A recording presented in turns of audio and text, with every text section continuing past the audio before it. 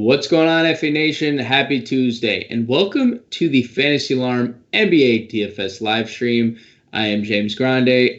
Over across the way, we have Sean Mitchell. Sean, 6-game slate tonight. A lot of injury news. We have some nice totals in Vegas. Looking at the slate, we have 228 in Memphis, Minnesota, 226 Phoenix, Sacramento, 222 LA, New York. Some big totals, a lot of injuries. How are we feeling about the slate, brother? I'm good with it. I mean, we're getting the news that we want kind of early. The only really thing that we're missing is, I know LeBron James is questionable with the illness. He says he's probably going to play. I'm sure he will play through it. We might even get a Michael Jordan flu game. Who knows? Karl Anthony Towns, we likely won't get that news before a lot. But a lot of the other news we've already gotten. We've gotten, CJ McCollum, Tristan Thompson is in. We've got a lot of good news that we were kind of waiting for. Still kind of waiting on the whole Kings situation. That one's the one that I'm really interested in.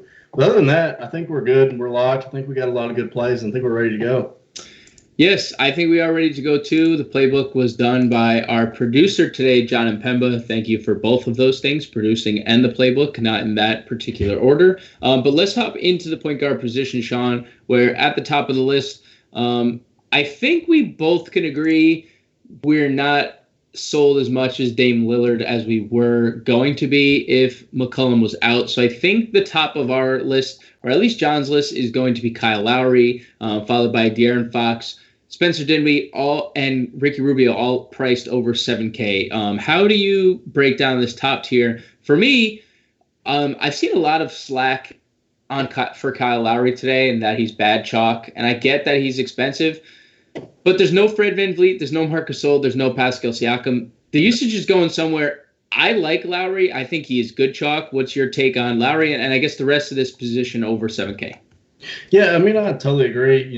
John wrote up in the playbook, he's averaging 31.9% usage rate with the 1.45 fantasy point per minute without VanVleet on the floor. VanVleet actually takes away a lot of usage. Right. So this is a great spot for Lowry. Obviously, we know Portland is not very good against the point guard spot. And they're at home. That's one of the biggest things, We know Lowry is potential triple-double almost any given night. So I'm totally fine with Lowry at the top spot. I do think that we might get I hate to say that we might get a little low ownership on Dame, but, as you guys have mentioned on the pod this morning, we've talked about it today, just not really a great spot for Dame going into Toronto, facing a really, decent defense here with Kyle Lowry. We know he's a better defender. So I'm totally fine with Kyle Lowry.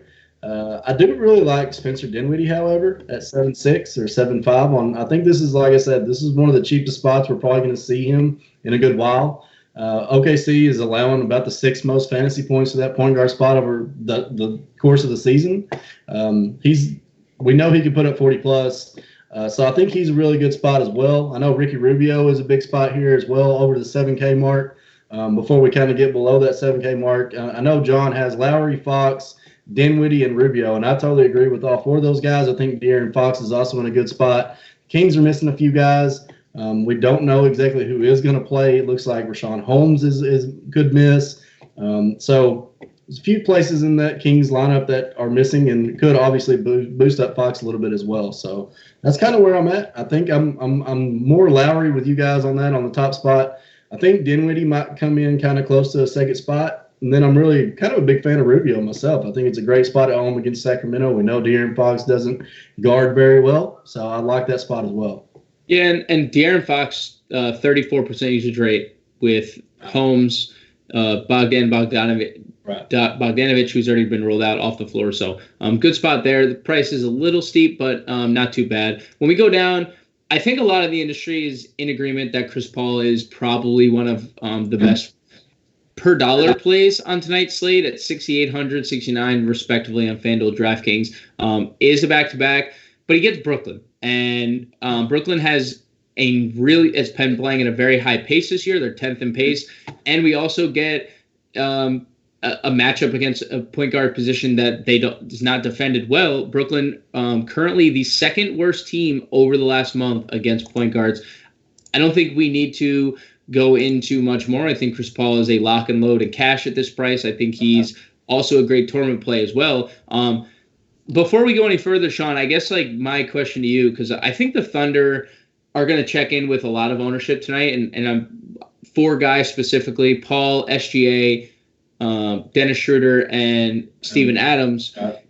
I think Chris Paul is my favorite of the four. Obviously, you might have a different opinion. Do you agree? And I guess how many Thunder would you play in one lineup tonight?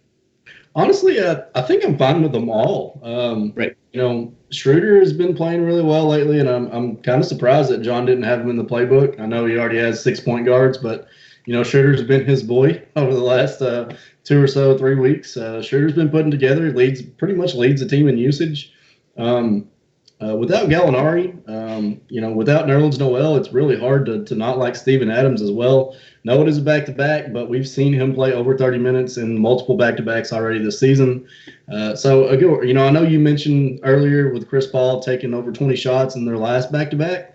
So I think really, like you said, they definitely will garner a lot of ownership.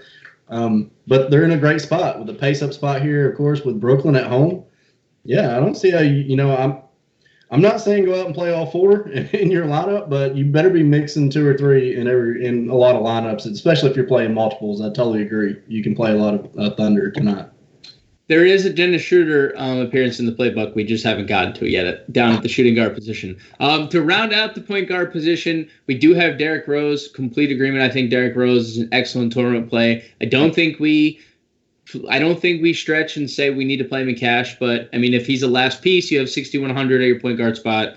It's really not the worst idea in cash. Moving over to shooting guard, 2 of the aforementioned Thunder are here, SGA and Dennis Schroeder. We don't need to elaborate much. I think we both are in agreement. Great plays. I forgot about the FanDuel. Yeah, I forgot he was the shooting guard on FanDuel. Yeah, shooting guard over on FanDuel. So, he is point guard eligible on DK, so I get where the mix-up was, but Dennis Schroeder hasn't been like crushing, but he has still can hit value. I think this is a great spot for him, over 30% usage rate with Danilo Gallinari up the floor. But there are 2 plays to me at this position that are quite obvious, and I want to get your take on it to see if you think it's as obvious as I do.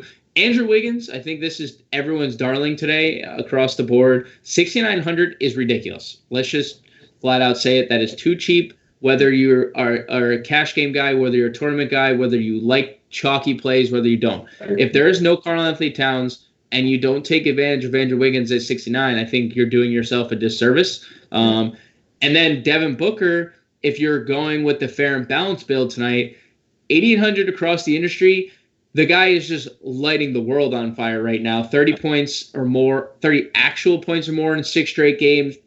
He is just getting it done at the foul line. He's getting it done inside the 3-point arc. He's not really taking as many threes. He's just mid-range, close to the basket, mid-range, get to the foul line.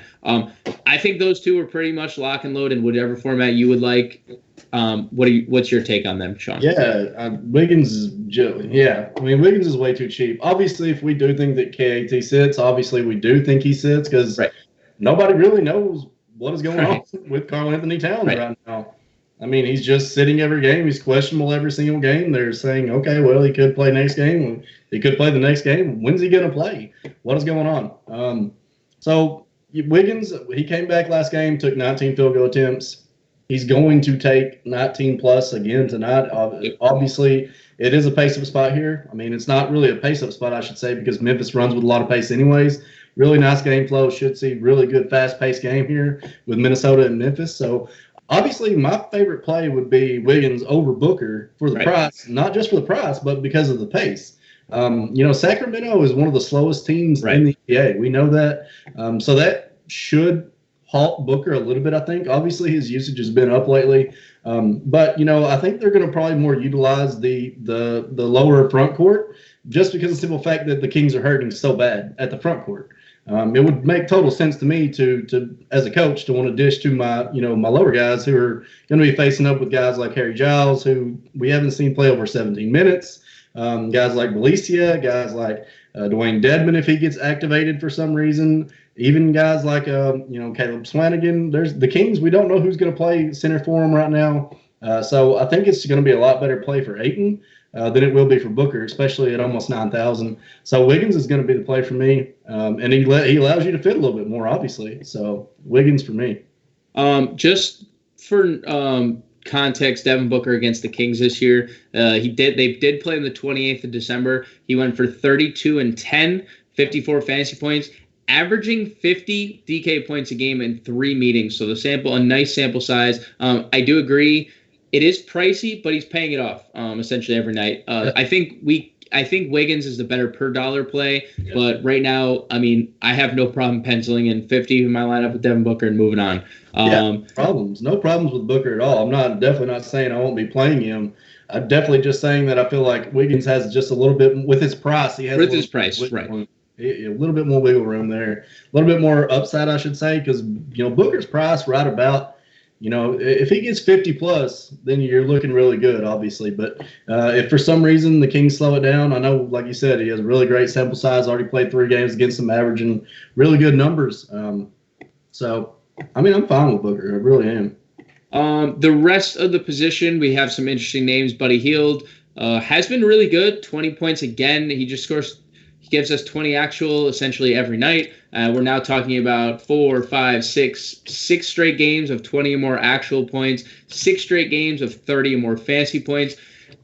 I think that's borderline cashy, especially when, we were just talking about pace in this game. The Kings are going to be getting a good pace uptick here, going up against the Suns, and, Devin Booker and Ricky Rubio aren't the best defensive backcourt, as well as, as much as they are good offensively. So I think Buddy Hield is borderline cash game viable, and he's only $6,400 on FanDuel. I think that's a price that we should look to exploit. I want to get your take on these 2 names, though, because they're both value here, since we mentioned Shea Gilgeous-Alexander, both good plays. Terrence Davis with Fred VanVleet out, not starting. They elected to go a little bigger tonight, where they're playing McCaw at the 2, Anunoby at the 3, and RHJ at the 4.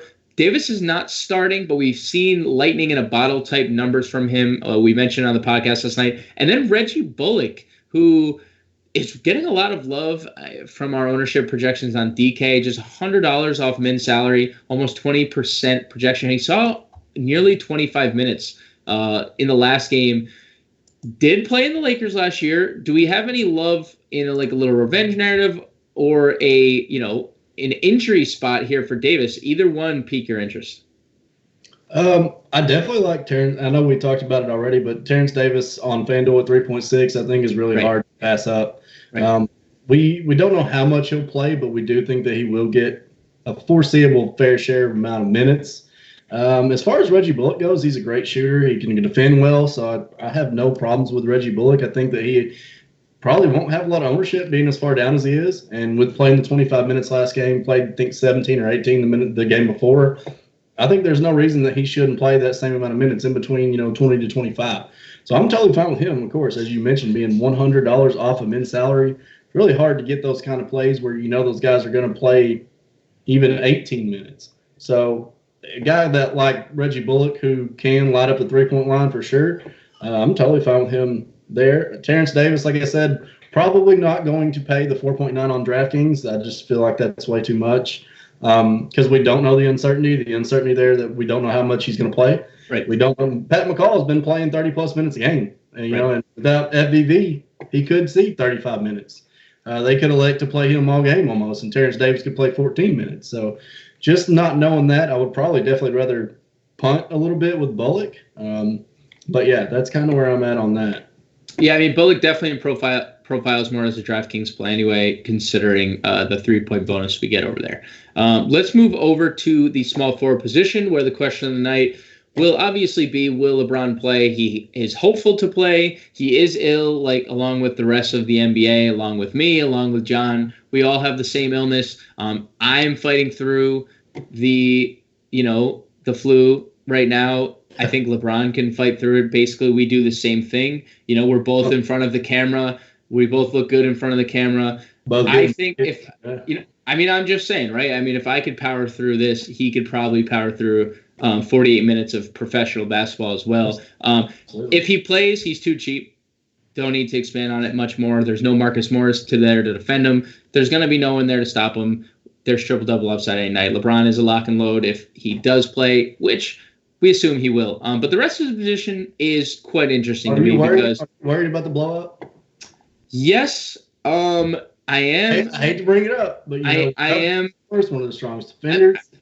I am definitely worried because not only is Marcus Morris one of their best defenders, he's been their leading scorer throughout the course of this season as well. So pointer too.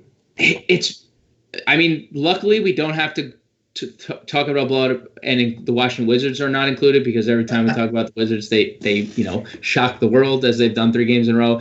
I think this game blows out, but if this game blows out, is it because we're getting 60 fantasy points from LeBron, which, we don't really see his price tag this low, or we haven't in quite a while, especially 10-9 on FanDuel. So I think we can take a look at LeBron even in, a blowout scenario. I think because of what you just brought up, we're going to see a lot of fair and balanced builds compared to, spending up on the LeBrons or Anthony Davis of the world. And we're going to... I didn't want to jump to AD, but that's also going to affect him, right? That's also going to affect it, but AD being a little bit cheaper might be a little bit easier to play. I see, LeBron is 11.2 on FanDuel, 10.9 on DK.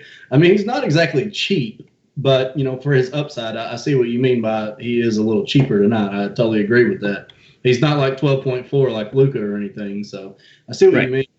I just wanted to bring that up just to get your take on it, just to kind of put it all out there to make sure we were kind of on the same page, and wanted to make sure everybody knew, hey, there's definitely a chance that this game could easily blow out. And, of course, it's not saying that LeBron couldn't go for 55-plus in 3 quarters.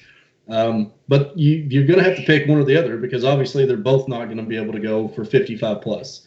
So, anyways, I know we'll get to the AD part, but I just wanted to kind of bring that up before we got too far. I guess I'll hold off on the second part of that, a little cliffhanger to when we get to Anthony Davis. Right. Because I do have another part to that question, but we'll bring it up when we talk about Davis. The rest of the position is interesting.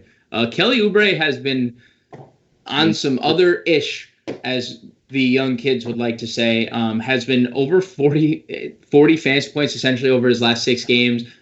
He's really scoring the basketball at a high level. He's really rebounding the basketball at a high level. And the return of DeAndre Ayton has not impacted him in the slightest bit. I am perfectly fine with Kelly Oubre in all formats. I think it's a good matchup. Yes, the pace is down. He just had a good matchup against the Kings. Quite kind of like when we talked about Devin Booker's sample size against this Kings team. Oubre's is essentially the same, 45 fantasy points per game across 36 minutes and 3 meetings against the Kings. I think Kelly Oubre, great play, all formats, especially, I hate to bash on small forward continuously during these live streams, during the podcast, during playbooks even, but small forward sucks. Let's just put that out on the table. The small forward position is not fun. Especially on FanDuel where, we can't play Buddy Hield at small forward. We can't play Andrew Wiggins at small forward. We don't have that luxury. The rest of the position, though, it gets bleak fast. Jay Crowder, I think John brought up a good point against. It's a nice paced game. We've seen Crowder. Look, do I think he's going to ever go for 62 fantasy points again, which he did against the Clippers? Especially against the Clippers? Right. No, I don't. But we know that there's a ceiling, at least. There is a high ceiling for Crowder. We know that he's also very volatile, and he can really crush our lineups, but it's a good pace spot. And then I think they're DVP too. Minnesota's giving up great DVP. Yeah, it's really good DVP. And then what is your take on the Kings? So we'll just talk about the small forwards that they have, because they're going to be without, obviously, likely Rashawn Holmes, likely Marvin Bagley. We already know Bogdan Bogdanović. There is 2 current on FanDuel. We'll just base it off FanDuel because they're actually small forward. Harrison Barnes, 4,800. Trevor Ariza, 3,800. And, it was basically you and John talking about it before the live stream, but we were kind of speculating on who would play where for the Kings tonight when Holmes is ruled out and Bagley's ruled out. Are they going to play small? And if they play small, I imagine that means Barnes and Ariza are both going to see over 30 minutes. Ariza, $3,800 on FanDuel, coming off a really good game of 36 fantasy points. And Harrison Barnes, 4,800. I always have made this reference. He's like a plain turkey sandwich. There's just two pieces of bread and there's just turkey. There's no cheese. It's not exciting. Look, Sean, I don't know if you get excited playing Harrison Barnes. I don't. But when Harrison Barnes plays 35, 38 minutes, we can get 20 actual and about 6 rebounds, and, it gets us to value. So do you agree? Can you see a white bread type of night out of Harrison Barnes? Can you see a solid value in Trevor Ariza? I think Barnes is fine. I actually really like the price on FanDuel at 4.8. Right. I think that's just way too cheap because we know he's going to probably see 35 plus minutes. I mean, don't have anybody else. He has to, right? He has to play 35 plus. And, with Trevor Ariza being long arm, lanky guy, I could easily see them putting him at a little time at the 5. I really do. I think that Harry Giles probably starts. I think that Giles probably sees 20 to 25 minutes. And then I think that Ariza, and maybe it could be a combination of him and Belicia, or I don't see Barnes. Obviously, he's barely even a 4. He plays the 3. So I could really see maybe Belicia and Ariza splitting time. If they don't make a drastic change, or if they don't activate Dwayne Dedman, if Caleb Swanigan, I could obviously see Caleb Swanigan getting 15 to 20 minutes. I think they could use an array of people, which is kind of makes it tough as a DFS player because you don't really know which way they're going to go. And considering that game is probably one of the later ones, it's 8 o'clock, 9 o'clock, Eastern time. We probably won't know until it gets where we've already set our lineups and we really don't have anywhere else to swap. So what are you going to do? I do, however, feel that Trevor Ariza is, and I hate to say it because I know a lot of people are going to chase those points from his last game. He had a monster game. And now he's not really priced up much more, and the Kings don't really have anybody else. But I think that's going to be the good chalk that you're going to have to play. Right. I think he's one of the ones. I think Harrison Barnes is one of the ones. It just gets kind of dicey whenever you start talking about Belicia and not knowing exactly what they're going to do. That's really my holdup. And Belicia could play all of his time at the 4. I don't know. Kind of worried. I'm worried because I don't know the rotation. I don't know who's going to be playing the 2 rotational spots at the center spot. I really do think Harry Giles probably plays at least 20 to 22 minutes. So I think that you could bank on him at least seeing that amount of time. I could easily, like I said, I think I could see Ariza playing a little bit of the 5 too. I just think they could go small, play him at the 5. He's lanky. They could, I could see that happening. That's just kind of my take on it at the moment. Ariza has played 32 minutes in back-to-back games, and he is $100 cheaper than he was last night after going for 36 fantasy points on DK. That is, so take that for what it is. Let's move over to power forward, where I think that because LeBron's illness scares people, especially on FanDuel where we can't late swap, I think we will see a lot of ownership going towards Davis because of the illness, especially on FanDuel. DraftKings, we could just both set him in util. We could set LeBron in util, and if he sits, we pivot to Davis. I think that's obviously the best approach if you prefer one, if you prefer LeBron to Davis. But I think they're both as elite as they come. I think I called them 1A, 1B on the podcast last night. My stance has not really changed that much. I think it's LeBron and Davis, even in a blowout, especially if this game stays close. Davis has gone for 70 back-to-back games. No hate there. The rest of the position, I really like this power forward position today. I think it's very strong. Serge Ibaka, I think, is great chalk, especially at 7,500 on FanDuel. He has been so good lately, 35 or more fantasy points in 5 straight games. Kevin Love, I didn't like him last night on the podcast.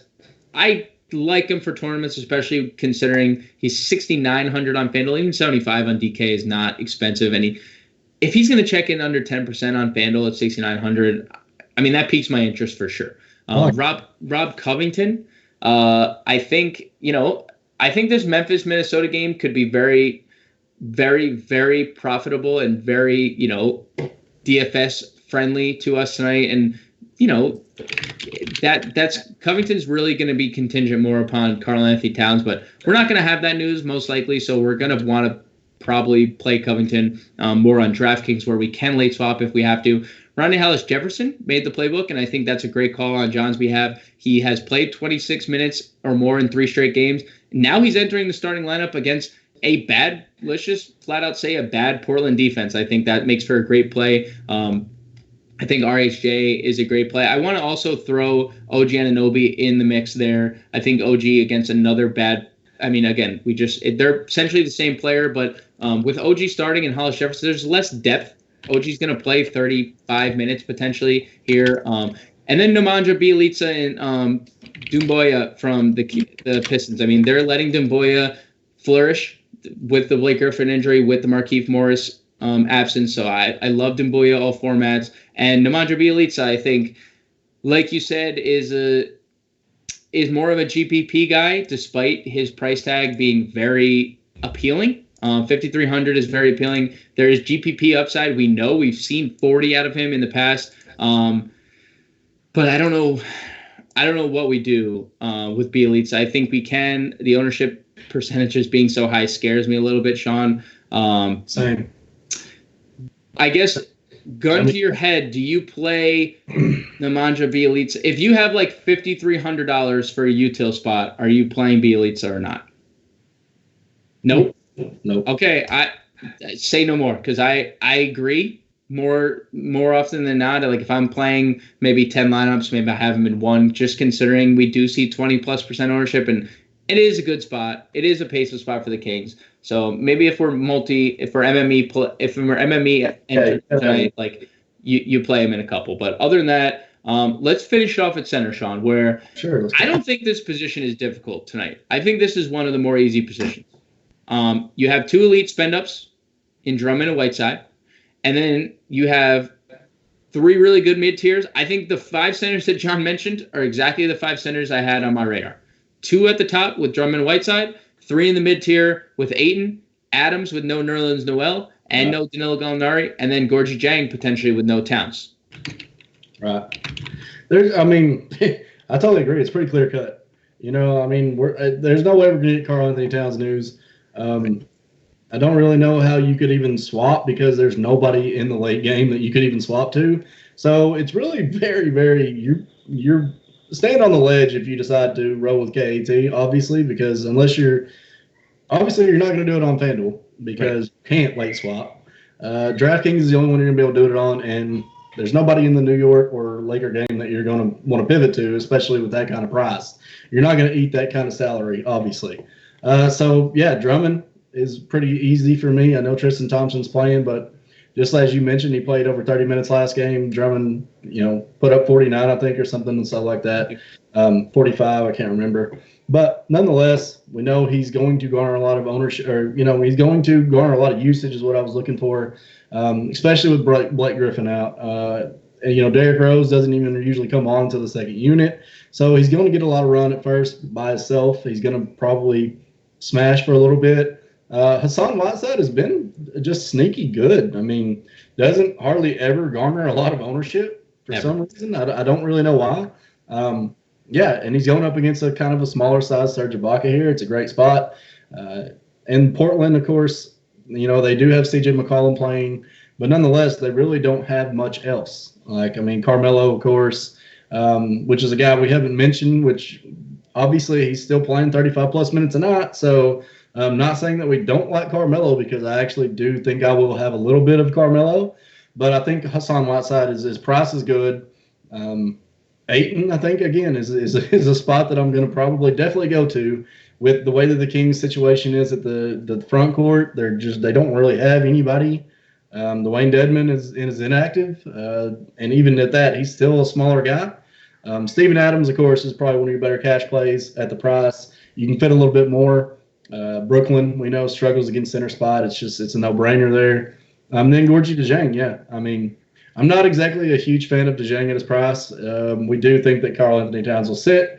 However, Dejang, it is in Memphis. It is a good spot. It is a nice fast-paced game. Don't hate it at all. But definitely there's a lot of spots in there that I would rather play. One more question before we got out of here. If you're playing 10 lineups, because you are a multi-entry GPP guy generally, if you're playing 10 lineups, how many lineups do you full fade LeBron Davis in? I would probably play those two in 35-ish%, just because I feel like this slate with only 6 games, I feel like it could go totally different. Like, I'm not just totally full frontal on those two guys because I do feel like this game could get a little out of hand, especially if LeBron James is feeling a little under the weather. Then if it does get out of hand, guess what? He's going to probably go sit on the bench. I mean, there's no reason to play him anymore. Anthony Davis is probably definitely going to be the one that I spend up for, and I might even put him in more like 45%-ish, just because I feel like he could maybe play the whole game still almost.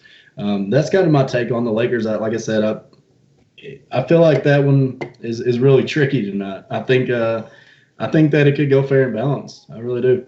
Sean, before we get out of here, we have some breaking news, and I think this is the perfect way to end this live stream. Karl-Anthony Towns officially inactive.